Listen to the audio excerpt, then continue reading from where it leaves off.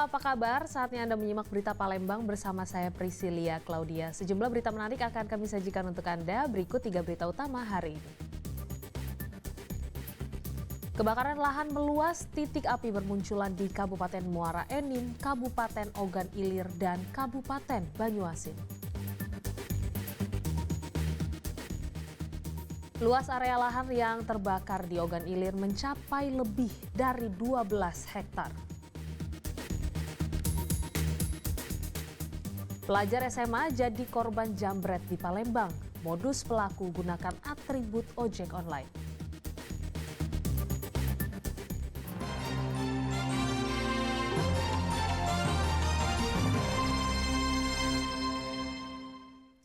Titik api kebakaran lahan bermunculan di Kabupaten Muara Enim, Kabupaten Ogan Ilir, dan Kabupaten Banyuasin.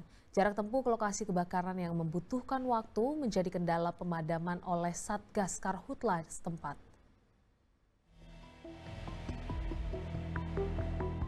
Kebakaran lahan kini terjadi di 3 wilayah di Sumatera Selatan.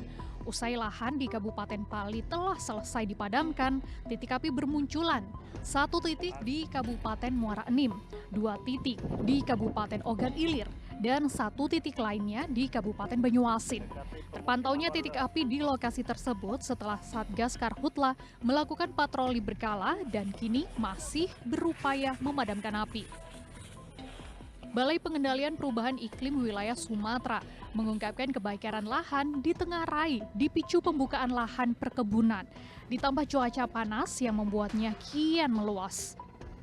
Kebakaran ini mayoritas terjadi di lahan yang jauh dari akses sarana dan prasarana, sehingga menyulitkan petugas untuk menuju ke lokasi yang membutuhkan waktu. Disusul sumber air berkurang dan terdapat banyak bahan bakaran.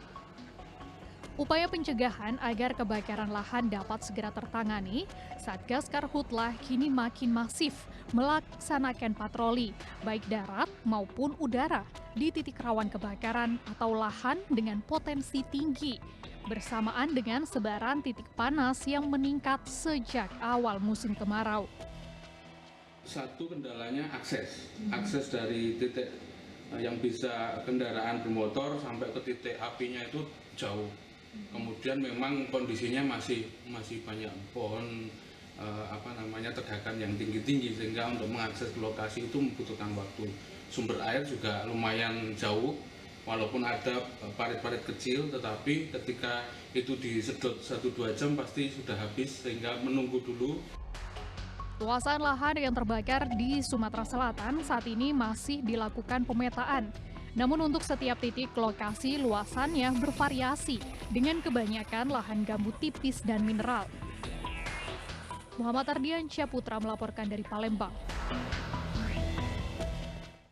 Kebakaran lahan di Desa Lorok, Kabupaten Ogan Ilir belum juga padam dalam 3 hari. Bahkan luas area yang terbakar meluas hingga lebih dari 12 hektar. Titik api yang berada jauh dari sumber air membuat petugas kesulitan melakukan pemadaman. Kobaran api masih membakar lahan yang berada di Desa Lorok, Kecamatan Indralaya Utara, Kabupaten Ogan Ilir pada Selasa petang. Kondisi seperti ini sudah berlangsung selama 3 hari sebelumnya. Petugas dibuat kesulitan melakukan pemadaman lantaran akses kendaraan pemadam tidak mampu menjangkau titik api dan terbatasnya sumber air. Dibantu 2 helikopter pembom air, petugas berjibaku melakukan pemadaman di atas lahan gambut serta rapatnya pohon gelam. Namun kencangnya hembusan angin membuat api yang telah padam kembali menyala. Berdasarkan data BPBD, Ogan Ilir, luas lahan terbakar di Desa Lorok ini telah mencapai 12 hektar lebih.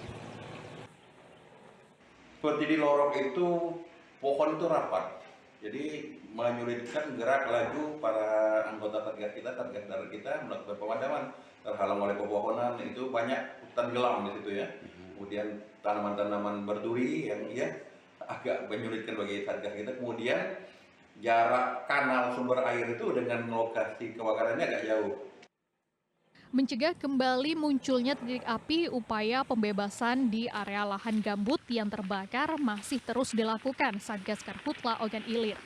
Warga diimbau untuk tidak melakukan aktivitas yang dapat memicu kebakaran. Dedi Ruansyah melaporkan dari Kabupaten Ogan Ilir. Seorang pemuda yang menjadi korban kabel fiber optik menjuntai di Jalan MP Mangkunegara, Palembang. Ia melaporkan sebuah perusahaan provider internet ke Polrestabes Palembang. Usai terjerat kabel fiber optik yang menjuntai di kawasan Jalan MP Mangkunegara, Palembang, Ahmad Fikri mendatangi gedung sentra pelayanan kepolisian terpadu Polrestabes Palembang pada Selasa siang. Ahmad Fikri datang dengan membawa sejumlah bukti, diantaranya hasil visum serta foto saat kejadian. Kedatangan Ahmad Fikri untuk melaporkan sebuah perusahaan provider internet atas kecelakaan yang dialaminya. Akibat kejadian tersebut, korban menderita luka di leher hingga harus mendapatkan jahitan sebanyak 25 jahitan dan menjalani perawatan di rumah sakit. Korban melaporkan pihak perusahaan karena tidak adanya pertanggungjawaban atas peristiwa yang telah dialaminya. Pada malam itu saya mau pulang. Pulang dari kerja kan. Ada kabel optik diputus jerat di leher. Oh, kabel optik tuh terjuntai gitu ya? Terjuntai. Oh, Terlintang, ya? posisi gelap waktu itu? Gelap sih. Oh, jadi kita nggak kelihatan? Jadi jerat leher ini kita? Kita kasih ke provider untuk kita komunikasi. Kayaknya itu nggak ada tanggapan dari pusat gitu. Tapi provider itu mengakui kalau itu kabel miliknya gitu, Ya, Pak? betul. Begitu kita konfirmasi, kita bawa kabel yang tersisa, kita bawa, kita perlihatkan, bahkan dengan handphone dia ada ciri-ciri khusus barangkali dari kabel optiknya itu. Dia mengakui bahwa memang benar itu kabel dari provider dia. Oh, tapi sampai sekarang belum bertanggung jawab ya, Pak? Sampai sekarang belum ada kaitan tanggung jawab. Jadi kita laporkan ini, Pak ya? Ya, kita laporkan. Sebelumnya, kabel fiber optik yang menjuntai di badan jalan MP Mangkunegara, Palembang menjadi biang kecelakaan bagi Ahmad Fikri saat bermotor di malam hari. Kecelakaan tersebut terjadi pada 26 Juli lalu. Kabel yang menjuntai tersebut tersangkut di leher korban hingga terpental dari atas sepeda motornya. Dedi Ruansyah melaporkan dari Kota Palembang. 2 orang terdakwa pembunuhan terhadap seorang preman dituntut dengan hukuman mati. Keluarga korban pun histeris dan bersyukur atas tuntutan yang dijatuhkan pada pelaku. Kesempatan ini kami sampaikan ucapan terima kasih kepada Majelis Hakim Pengadilan Negeri Kelas 1 Palembang kembali menggelar sidang kasus pembunuhan terhadap Adios. Adios merupakan seorang preman yang dianggap memiliki ilmu kebal yang tewas di tangan 2 orang terdakwa bernama Imam Basri dan Marhan pada bulan Februari lalu.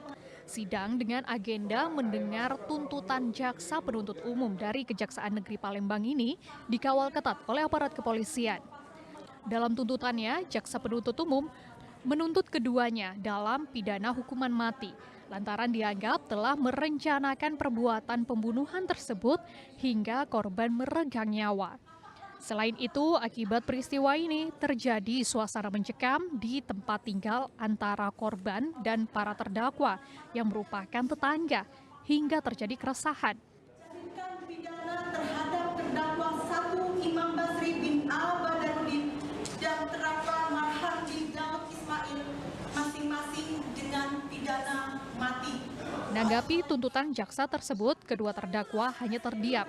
Sementara ibu dan keluarga korban histeris dan terharu karena menganggap tuntutan yang dilayangkan JPU telah sesuai dan memberikan rasa adil. Terima kasih buat wartawan, semuanya, hakim, jaksa, doa-doanya, terima kasih. Sangat puas sekali. Setelah sidang ditutup oleh majelis hakim yang diketuai oleh Agus Raharjo, ibu dan adik korban langsung memeluk jaksa penuntut umum yang memberikan tuntutan. Sidang akan kembali dilanjutkan pada Selasa pekan depan dengan agenda pledoi. Kasus pembunuhan ini terjadi pada bulan Februari lalu. Saat itu, pelaku yang sedang mengendarai sepeda motor melintasi lokasi yang dijaga oleh korban, dipicu material batu yang berada di jalan. Pelaku lantas menegur korban untuk dipindahkan. Bukannya mendapat respon baik, korban menampar pelaku hingga terjadi keributan yang berakhir pada pembunuhan terhadap korban. Muhammad Ardiansyah Putra melaporkan dari Kota Palembang.